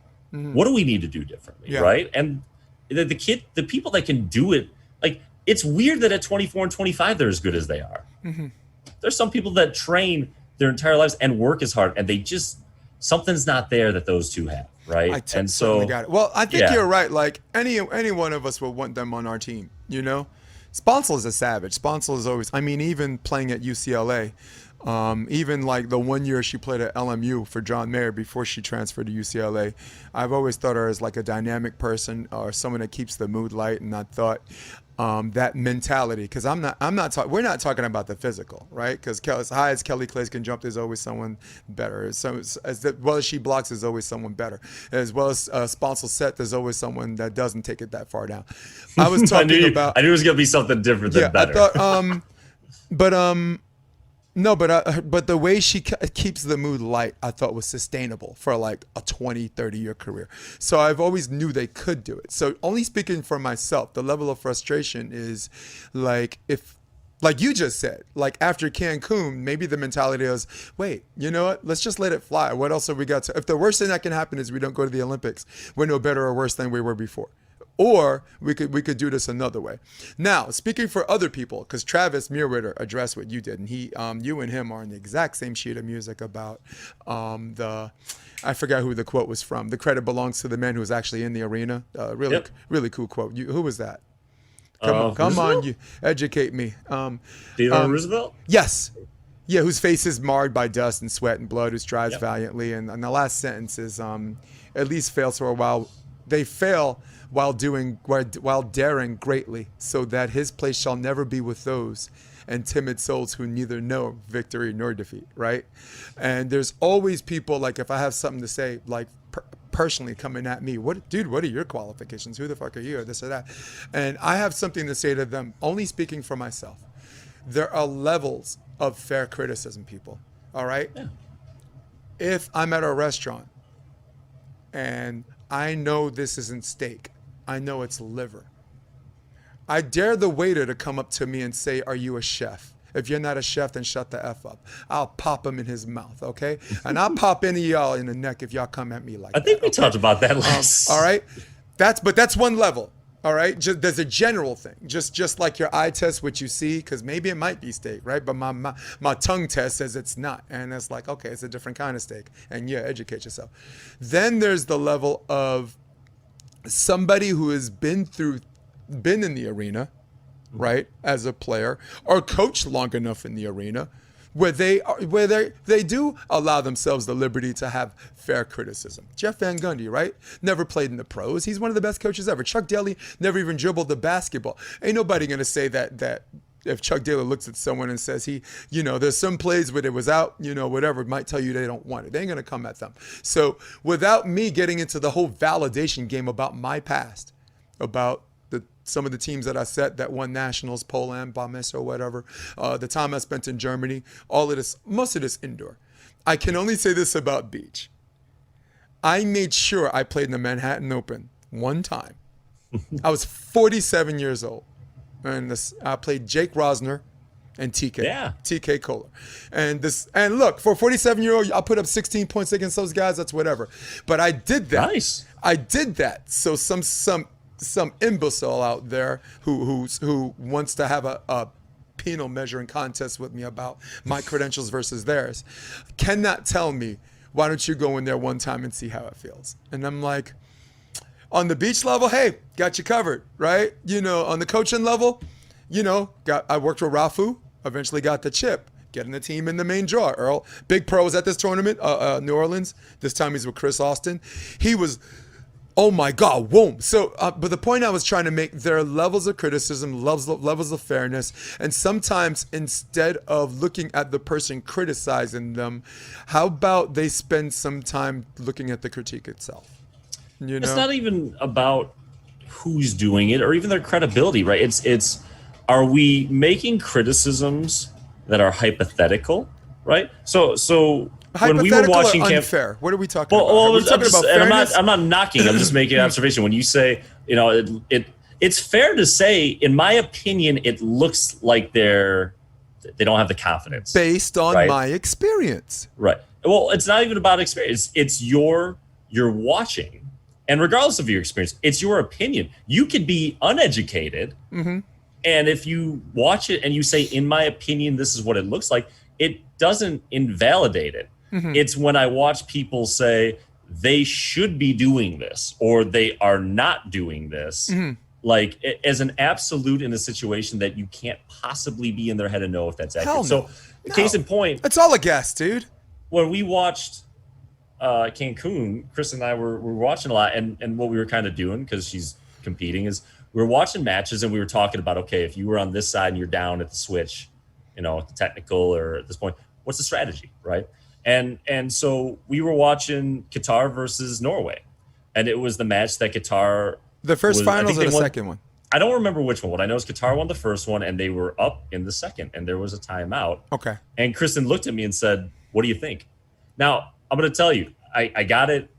It worked out the way I perceived it. But when I said it to her, I was it wasn't like they need to do this and this is why they're losing. It was, Qatar is comfortable at the pin. They seem to really be doing well there. And not that they can't push that, but I would be serving their middle more aggressively to make that angle tougher so that Maul can do his work. And they came out of the timeout and boom, 3 in a row, serve in the middle, house. And they came back at 1 and 3. Nice. I'm not saying that I'm sitting there and I'm like, they do this, they're going to win, right? My experience, what it tells me is I can see what a team's doing that's giving the other team trouble. And I understand the angles of the game that I know what you can do. It doesn't mean they can't succeed still, but it's going to make what their plan A is harder. Yep. And I think that's really important at all levels. Yeah. I think the younger, some people would say, my kids that are 13, we just did a practice with kids. It's their second day of beach ever. And they're pole blocking. They're running 3 hits and they're running with a blocker and pulling. It's as simple as we're only doing lines and you're going to get in front of the hitter. And if that ball's not coming over on the tape, you're pulling. That's as simple as we got, right? But yeah. And they're doing it. And the reason it's important at the younger ages to teach it right is because that's an age where strategy, even if you're not able to hit the balls hard, if you strategize with what you're doing, because your opponents are typically not as adaptable themselves and not as athletic and not as refined, you can lose a game. I had a team once lose a game 21-3. I was coaching a club. I hadn't worked with these pair in practice. And they just get served off the court. It's their first tournament ever. And I haven't even talked to them strategy. So they come off the court and I'm like, oh, what are you girls feeling? What do you think? Because at this point they might be, we're done. There might be nothing I could say. They just want to go home. And they were like, well, that didn't go. So they were very objective. Like, well, we just didn't really keep the ball in play. And I was like, okay, so here's what we're going to do. They're serving the ball. And all I want you to do is get behind it. And if you're going to miss, you're going to miss 4. We're going to put that ball over the net. We're going to make them earn it, not on their serve. They won that game 21-12 against the same team. Think about it, losing 21-3 and the next game winning 21-12, right? Jesus. It's so cool. Doesn't have to be rocket science. Doesn't have to be all this crazy stuff. We don't have to have these fancy drills. I mean, we went through a whole podcast and didn't even cite a study, so I get that. we have to be aware of what the other team is. It something we're making a mistake and we have to adjust our spacing and timing and strategy, or is it something the other team is doing and we have to neutralize that? And when you give players the tools, it's not a magic. I tell them it's not a magic equation saying there's always a fix that's going to end in victory. You're gonna get beat sometimes. But if I can walk off the court and say, they did plan B, it was working, they were beating us, so we alternated what we were doing. They had to go to their plan B. Then we adjusted to that. If you in a match make them do 3 or 4 different things and they do them all well, okay, so you got outplayed. That's going to happen. Yeah. I said the worst thing to do is to get very tunnel vision and stuck in what you're trying to accomplish. They've made their adaptation, and you walk off the court and you're like, oh my gosh, like the last year I played indoor nationals, I hadn't played indoor before that season for 4 years, and I got stuck in a match. I had a shorter setter, and I wasn't respecting him, and he kept soft blocking me, and the tip was wide open. And I just, after the match, I was like, man, I knew what I could have done differently, and I got stuck. I got meatheadish, right? Like, we want to teach these people. It's not about there's always a correct solution. It's that there's good alternatives to attempt, so that you can walk off the court and say, hey, there was nothing else I could try today. Yeah. And maybe, experience is what you get when you didn't get what you want. I love that quote. And that's an opportunity for you to say, okay, we tried all these things and that team was better than us. So what do we need to do between now and the next time we run into them? Is it athleticism? Do we need to work on our conditioning? Yeah. Our core and flexibility? Is it they had certain plays that they can run and technically we weren't good enough to adjust to it? Man, they served that high lofty ball and we kept backpedaling and getting caught high. Do I need to work on my drop step and my base positioning? But that's what we want to do. We want to as athletes, we want to make sure that we're thinking about the game and what's the story of the game and how do we need to change what we're doing to give ourselves a better potential for outcome. And as coaches, when I'm in the box with Kristen, we have base principles, but every match we have to be adaptable to what the other side's throwing at us. Yeah, I mean, what you're talking about right now, I mean, you are talking about just exercising a technique or physical thing that makes you're so comfortable with it that they're not thinking, that allows their mind to not worry about all those other stressful situations. That's not what I was talking about. Have you ever seen Game of Thrones? Didn't watch it. All right. I'm going to say something about someone named Queen Daenerys, Game of Thrones. She's white hair or whatever and this and that. In fact, my 4-year-old, looks like a baby version of her, for anyone that knows. So she had a look. Her best friend got her head lopped off by this kingdom or whatever, and then she showed up. You better put a spoiler alert. I know it's been a long time. Some people are good. 3, 2, 1, bugger off. All right, so she shows up at their front door with dragons. And then what they do is they just ring the bell to surrender. And because she's hurting and because her friend dies, it's like, sorry, don't mean shit. So she has a particular look. And the only reason why I bring it up, and I'm going to bring it back, Kanye West style, okay? She had a particular look that only women have, but men know it when they see it. It's grief and anger at the same time. And since I'm an actor, I'm going to show it to you. It looks like this. Anger. It's like you want to lash out, but you can't. Am I going to cry or am I going to kill the person? Exactly, but at the same time, you don't want to see people see you cry either. And it looks just like, I'll do it again. Men don't have that look, but they know it when they see it. And the only thing you can do is go up, close the distance, give them a hug, right? So, because you're in the eye of the storm. You're in the eye of the storm. You're in the eye of the soon-to-be storm, and you're safe, or be somewhere else. So, the point I was trying to make was with Claes and Sponcil, there was a particular look, not in the face, but whatever that was consistent with what my assertion was. But was it that they didn't? No, wait, hold on. That's fair. But then, when she got rid of the look, she said one word in the Game of Thrones. It's called Jakaris. Jakaris, and I don't know what language it is, I think means rain fire. And then her dragon, then she goes straight dragon lady, and the dragon burns the whole freaking place down. They threw a crumb and she threw a pie. My opinion changed when I saw one demeanor And then Claes and Sponcil just changed up, and the face changed, and I saw Dracarys, and I was like, oh shit, they're in trouble. When I saw the look and the nature and the demeanor and the aggressiveness, all of those things that we, as experienced as coaches and players, have seen over and over and over again, that is consistent with true champions, true winners. When that changed, so did my opinion. I don't apologize for my opinion before. I mean, I'm a commentator. I'm not your freaking friend. We ain't friends. We don't right. We don't go sing karaoke together. You know. I mean, so but when I saw that, and I hope they watch Game of Thrones, and I hope they're watching this podcast. And I don't beg for forgiveness, but I ask for understanding. When I saw, if they saw Game of Thrones and they hear me say Dracarys, they'll get it. And I hope that you get it, what I was talking about. I do. And I've only got one question. I'm not just even, you could be right. Mm-hmm. You could be right?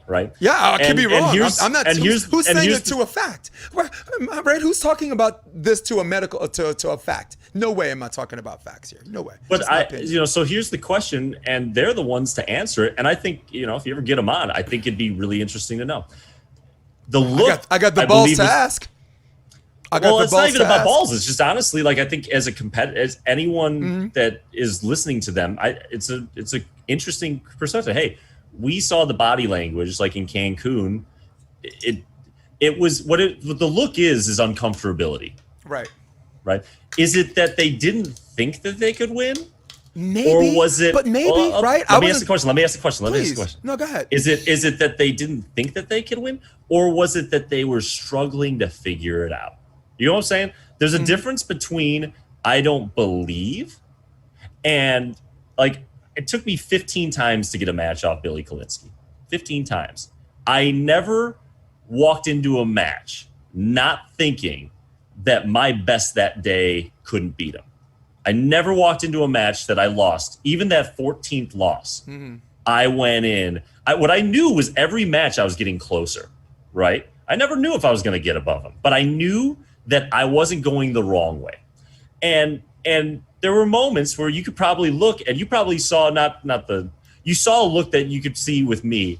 It wasn't that I never believed. It was that I was frustrated because I was playing, and it wasn't even Billy. It was his partner, Kyle Buckley. Was it a here we go again? It was okay. So one tournament, I think we've talked about this, but boy, we got 11 minutes, boy. I know. This is quick. We lost in the winners bracket to them, 21-18, 21-13. The last game was a thumping. We couldn't side out on Billy. He was too big, and we were stuck in the middle. And I looked at my partner. It was an indoor tournament, so the wind was no factor. And I was like, no matter where, if we make it, I said when. I remember. I said when we make it back to the final, we're going to try and make it simple, but we are setting everything to the pin. Because by getting to the pin, now Billy can't get around us. And his partner would sit in the middle, Kyle, and Kyle is one of the most underrated players in the Midwest history, in my opinion. I love the way Kyle Buckley played. And I think, Billy was great. Billy obviously has had a better career. I think Kyle deserves absolutely his share of that half of all the opens. And Billy would co-sign on that. Bill would definitely co-sign on that. So that final, we make it to the final, and we went from getting thrashed to winning the first set. We lost in 3, 15-10. And if you watch that final, because I've got it on tape, you'll see at first they're frustrated, like that look, like, what just happened? We just kicked this team's ass. We've been kicking their ass for a year, and all of a sudden they're figuring some stuff out. But the thing is Kyle, like, within a set, he knew the adjustment, and he got it, and they won, right? So it's just. So what was your question? What did you say? You had a question. This is a point to a question. So my point is I always felt I can win. And I would argue that you don't get to the Olympics without having that confidence. John McEnroe said, you got to have some ego to get number one. Yeah. I think that look can also mean I know what I'm doing isn't working, and I know I can win. I know I can figure it out.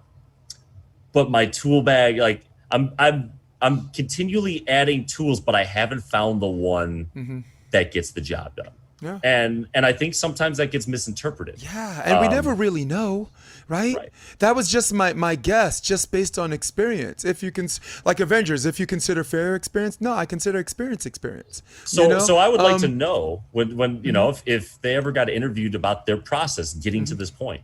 You know, some people saw some things that it was clear you were uncomfortable with the tournaments leading up to the ones that you won. Dude, can I say something? What were you feeling? I was homeless for 8 months. My mom kicked me out of the house. I slept on trains. I had no money. It was winter. A train is the only warm place I could do. I got a job at McDonald's closing at night, so I didn't have to sleep on the train. I could just stay up and then sleep during the day. Try to get enough money to rent a place, right? One night, someone takes a razor blade, cuts my pocket, slips the wad of cash that I had, and slips it out. That was the lowest point in my life. And there are people watching me sleeping on the train saying, this guy gave up. This guy gave up. All right? He you know, this is the lowest point, and there's no way he's going to get out of this. Now, that wasn't a fact. That was their assertion based on what they seen by watching other homeless people that looked like they gave up. Even at that point, that was my darkest hour. I never gave up. All right, I still had hope, and I still had whatever. Eventually got my shit together. The best thing I ever did was join the military. You know, just get a discipline, and even learn a trade if I wanted to do it. You know, generator mechanic and this and that.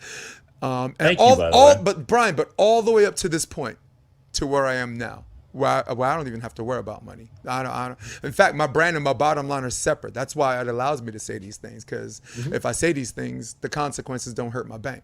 You know, and I guess the point I was trying to make, what I saw in my experience was something that I seen before, but I always leave room, and this is why I'm going to lose this argument. This is why I'm giving you you get the victory on this one, even though I'm not giving you shit.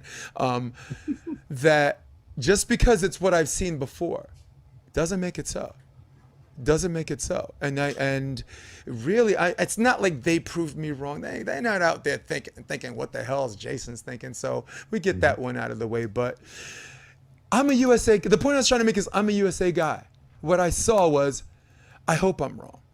And if I'm wrong, give me that crow, boy. Give me that crow for dessert. You know, I'll just throw a little garlic. I'll put garlic on everything. I'm good. Give me I'll eat that crow. I'll eat that crow raw. I'll eat it cooked. And congratulations to them. And everyone knows me. I'm not just a USA guy. I am a patriot. Okay? I didn't join the Army because it was the only way out. I got my shit together before I joined the Army. So again, I'm just saying that thank you. But every male member of my family served too. So it was one of them things we just had to do. But pointing out to people that are questioning my past, like I had a job at a law firm, you know, before I joined the Army. I just needed a change. I needed to get the hell out of New York, you know, and eventually came back and fell in love again with New York. But I fell in love with Sponcil and Claes. Mad respect, and I hope they win the gold. I hope they whoop. I mean, I'm gonna put myself in a hole again, but I hope they whoop April and Alex. How about that? I hope they play. The USA plays each other for the gold, and at that point the real winners are us, right? Because we got 2 USAs in the finals. But just like Karch and Steffes against Dodd and Whitmarsh, I'm like, I hope Karch and Steffes whoop their behind. You know, good problems. Good problems. That's going to be a tough one. Like, you know, I like both those teams. Well, and if they don't beat them, they don't win They don't win Russia. They had to beat them to get to the finals to win. They beat them in the 3rd set. Right. And I guess for me, I wouldn't mind. I mean, again, I want both of them to be successful. If one had to get the gold, they played each other in the final match. The only reason I might tilt the scales to April and Alex is for April. I mean, she's got the bronze, she's got the silver, you know. So, you know, Claes and Sponcil, 24 and 25, if I get that correct. You know, if April doesn't get it, this is it, right? Yeah. A lot of people are saying this is going to be the end, even though I think she looks pretty good. No, she's become immune to old age. So she right? We as humans are becoming immune to old age, and there's our floor model.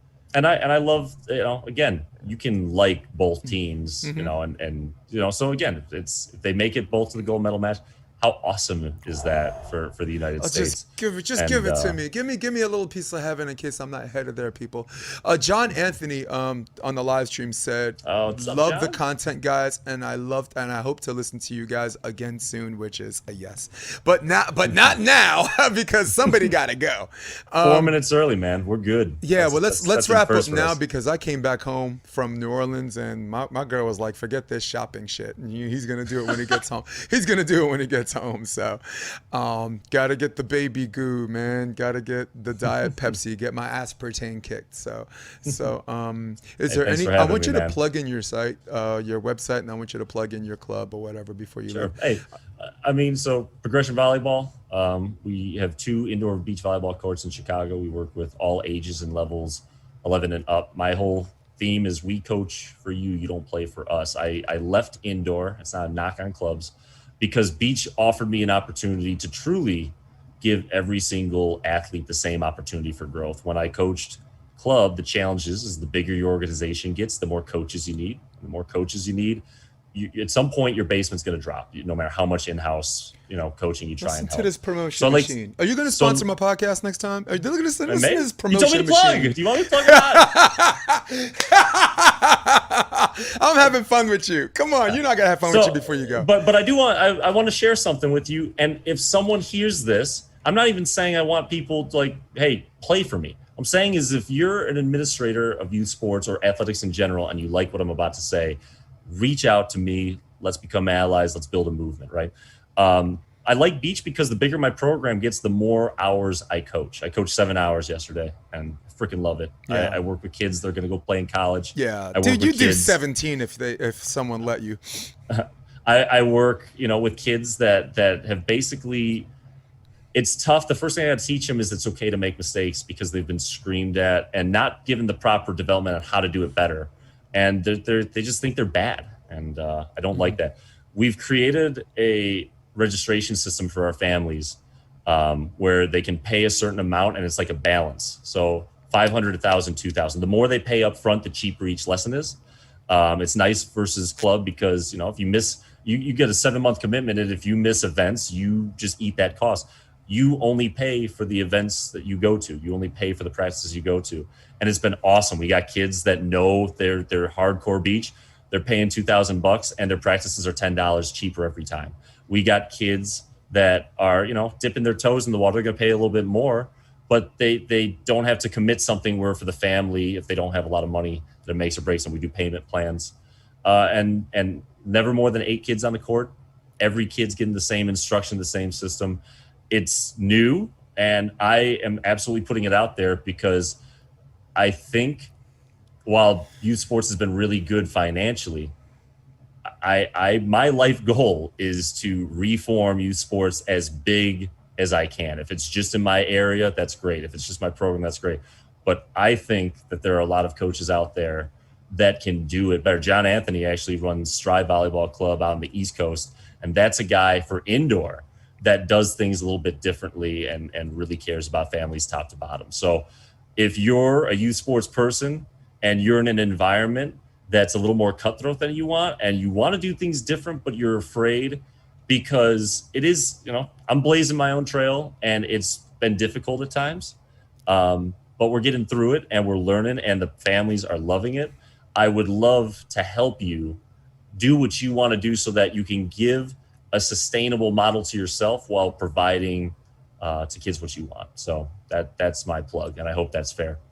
Dude, I'm going to borrow some of that to promote my podcast. I mean, I got to get a mission statement, and we both got to get out of here. Ladies and gentlemen, Bryan McDermand. It's episode 92. It's an absolute pleasure to have you back on the show, man. Sooner or later. Please, yeah. To you, right? I'm 16-hour work days right now. I am on so limited sleep.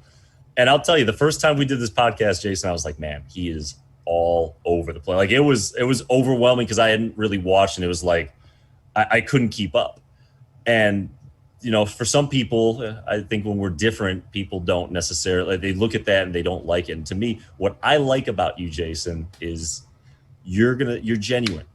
And in an environment, we just watched a boxing match where perception and entertainment is what motivates a lot of people on what they say and do. I will come on your podcast anytime you're willing to have me, because whether we agree or disagree, there's a mutual respect. I know when you tell me something, I don't have to turn my back and say, what's he really feel? And I love what you're doing, promoting the sport. I love your brand, and thanks for what you do, man. I'm looking forward to, I don't know where this journey's going with us, but I have a feeling we're just getting started. To quote the great Louis Gossett Jr. from Officer and a Gentleman, get the fuck out of here. You're going to make me cry. At the end, when he's like, I'll never forget this, and Louis Gossett Jr. salute him, he says, just get the fuck out of here. And so I say that affectionately because I don't want to cry. It means a lot because you got me, Pat. You got me down, Pat. You got me down, Pat, and it's refreshing to see other people see where I'm coming from and really what I'm trying to do, which in the beginning I wasn't really sure. I just went on the feel. I'm always like, what are you doing? I'm like, I know what I'm doing. She's like, what is it? I'm like, I don't know, but now I know, you know? Ladies and gentlemen, Bryan McDermand, mad love, man. See you at episode 100. hit my music, baby. All right, later. Come check out the Option Podcast on OptionVB.com. It's also available on iTunes and Spotify and on YouTube under the NY Varsity Sports handle. You're going to love what you hear.